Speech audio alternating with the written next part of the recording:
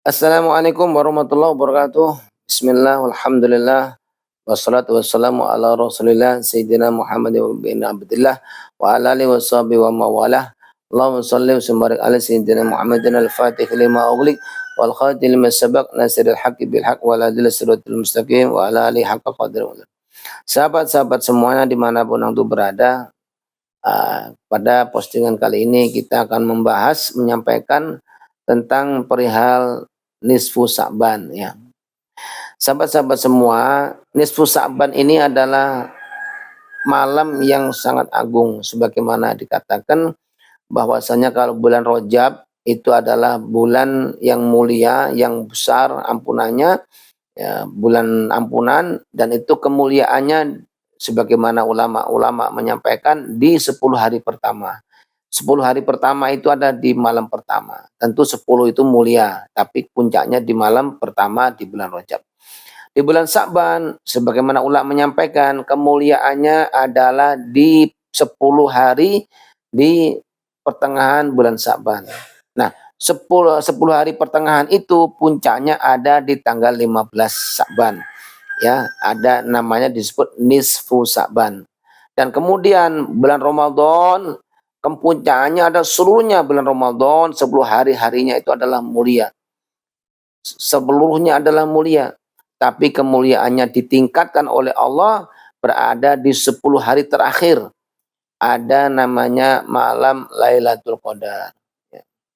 Nah, nanti akan dibahas di masalah Ramadan. Nah, sekarang bagaimana kemudian tentang kisah daripada nisfu Sa'ban ini? Kemudian dikatakan satu keterangan kitab bahwasanya qala Rasulullah an Abi Hurairah radhiyallahu taala anhu annahu qala Rasulullah sallallahu alaihi wasallam atani Jibril lailatan nisfi min Sa'ban. Datang itu hadis dari Abu Hurairah radhiyallahu taala anhu, kemudian Nabi Muhammad SAW bersabda, atani Jibril lailatin nisfi min Sa'ban. Datang itu malaikat Jibril pada malam nisfu Sa'ban. Waqala ya Muhammad, malaikat Jibril memanggil Nabi Muhammad SAW.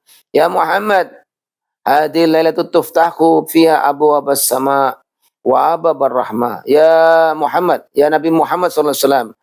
Malam ini adalah malam yang dibuka pintu-pintu langit dan dibuka pintu-pintu rahmat. Jadi malam nisfu Sa'ban itu menurut keterangan kitab ini adalah bahwa dibuka pintu-pintu langit dan pintu-pintu rahmat. Fakum wa sholli warfa' ra'saka ya wa yadayka ila sama. Malaikat Jibril membangunkan Nabi Muhammad SAW. Bangun wahai Nabi Muhammad. Fakum, bangun wahai Nabi Muhammad. Salatlah. Warfa' dan angkatlah ra'saka, dan angkat kepalamu ya yadayka ila sama, dan angkat tanganmu sudah di langit untuk berdoa. Fakultu ya Jibril, wahai ya Jibril, ma hadzal lailah. Malam ini malam apa wahai Jibril? Faqala hadhihi lailah yuftahu fiha salasami'ati baba minar rahmah. Malaikat Jibril menjawabnya, malam ini adalah malam yang dibuka 300 pintu rahmat. Masya Allah, malam nisfu Sa'ban itu dibuka 300 pintu rahmat. Dalam satu keterangan yang lainnya bahwa Allah ini memberikan rahmat sebanyak 100. Yang 99 itu rahmatnya di akhirat. Yang satu saja, satu rahmat diturunkan di dunia. Satu rahmat diturunkan di dunia, begitu banyak orang yang saling kasih sayang. Binatang-binatang kasih sayang sama anak-anaknya. Seperti kalau ada ayam, ibunya ayam punya anak-anak kecilnya itu. Nah itu aja, kalau sampai ayam diganggu orang, maka ibunya ayam itu langsung akan menggabruk orang yang mengganggunya. Begitulah saking sayangnya sama ayam-ayam kecil tadi itu. Nah begitu juga orang tua sayang sama anaknya, kasih sayang sama orang tuanya, saling peduli sama. Itulah satu rahmat aja.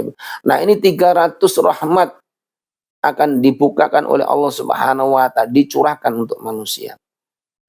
Kemudian beliau dalam keterangan ini menyampaikan, fayaghfirullahu ta'ala li jami'i man, maka Allah Subhanahu wa taala mengampuni li jami'iman seluruh umat manusia la yusyriku billah syai'an yang tidak bersyirik kepada Allah Subhanahu wa taala.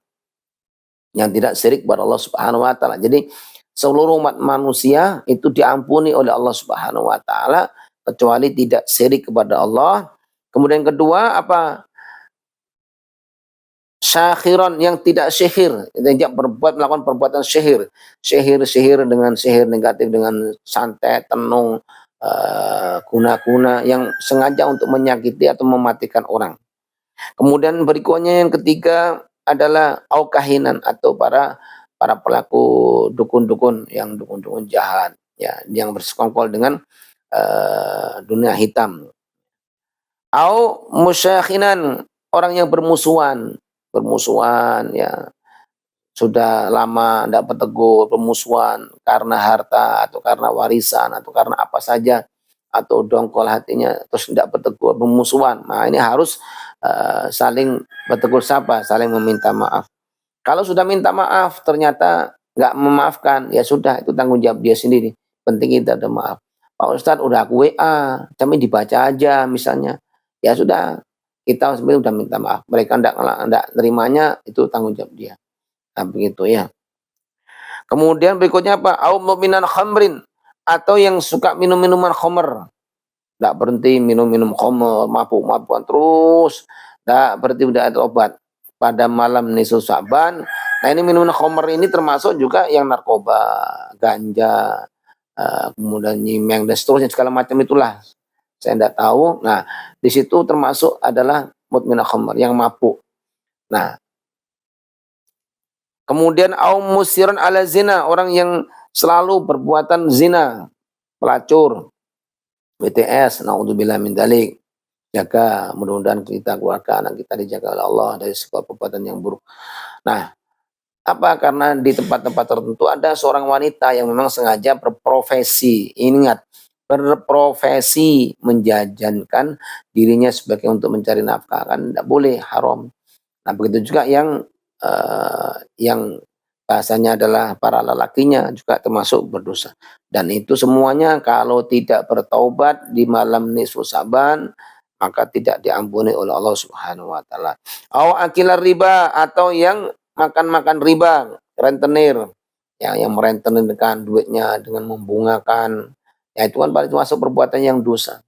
Ya, yang memakan riba. Kadang yang memakan riba ini alasan adalah keberatan, sempit ya. Ingin usaha kemudian terus tidak bisa. Nah, atau kemudian untuk makan tapi nggak ada, justru malah dibuat susah. Ya, harusnya dia mendapat pahala dengan meminjami dan dengan cara mudharabah gitu. Maka yang berpahala, tapi kalau sudah merentenirkan maka menjadi mudarat besar, Allah murka. Berikutnya akul walidain, dan orang yang durhaka kepada kedua orang tuanya. Durhaka kepada kedua orang tuanya. Ini satu perkara yang bahaya. Kalau durhaka sudah tidak dari Allah. Ridha wa ridha walidain syutla fi syutul walid. Ridhonya Allah tergantung dari ridhonya orang tua. Murkanya Allah tergantung dari murkanya orang tua. Ya, naudzubillah, mudah-mudahan kita dijauhkan oleh Allah Subhanahu wa taala. Awanamamin, orang yang mengadu domba. Mengadu domba, lapor sana, fitnah sini, fitnah situ. Kemudian dilaporkan agar untuk apa? Mendapatkan reputasi atau sengaja menghancurkan atau sengaja agar dia kalah dan sebagainya. Maka mengadu domba ada termasuk dosa yang besar. Berikutnya auqatir rahim, atau termasuk orang-orang yang memutus silaturahim. Memutus silaturahim ini adalah termasuk juga yang dilarang dalam agama. Bahkan di keterangan satu hadis bahwasanya andai kata orang itu meninggal dunia di dalam Ka'bah sekalipun, tapi dia adalah pelaku qati' rahim, pelaku pemutus hubungan silaturahim keluarga, maka dia tidak akan masuk surga. La yadkhulul jannah qati' rahim, tidak akan masuk surga orang yang memutuskan kekeluargaan silaturahim. Fa inna haula'i la yaghfir lahum, seluruhnya yang tadi disebutkan itu tidak mendapatkan ampunan oleh Allah. haula'i la yaghfir lahum, yang semua itu tidak diampuni oleh Allah Subhanahu wa taala hatta yatubu, hingga dia bertaubat. Wa yatraku, dan kemudian meninggalkan perbuatan taubat itu. Perbuatan dosa-dosa tadi. Bertobat dan meninggalkan perbuatan tadi. Maka orang-orang yang demikian kemudian akan mendapat ampunan oleh Allah Subhanahu wa taala di malam nisfu Sa'ban. Mudah-mudahan ini satu eh, peringatan dari baginda Nabi Muhammad SAW yang kita baca dalam kitab ini, mudah-mudahan bermanfaat bagi kita semuanya. Ini tidak lain kecuali karena Allah ingin selamat hamba-hambanya. Nabi Muhammad SAW adalah ingin selamat juga hamba-hambanya. Maka ini disampaikan. Bukan Rasulullah benci, Rasulullah itu sayang. Rasulullah itu cinta sama umatnya. Saking cintanya Nabi, maka memberitahu berita-berita seperti ini. Oleh karena itu, sahabat semuanya, mudah-mudahan kita dipanjangkan umur, diberkahi umur, disehatkan walafiat, dibanyak rezekinya Allah, halalan thayyibah barokah, berkah barokah berlimpah dan selamat dunia akhirat, dan ketemu bulan Ramadan dalam keadaan sehat walafiat, banyak rezekinya, berkah barokah, sehingga kita bisa tenang beribadah Allah Subhanahu wa taala. Demikian, mohon maaf lahir batin, wallahu muwaffiq ila aqwamit thoriq. Assalamualaikum warahmatullahi wabarakatuh.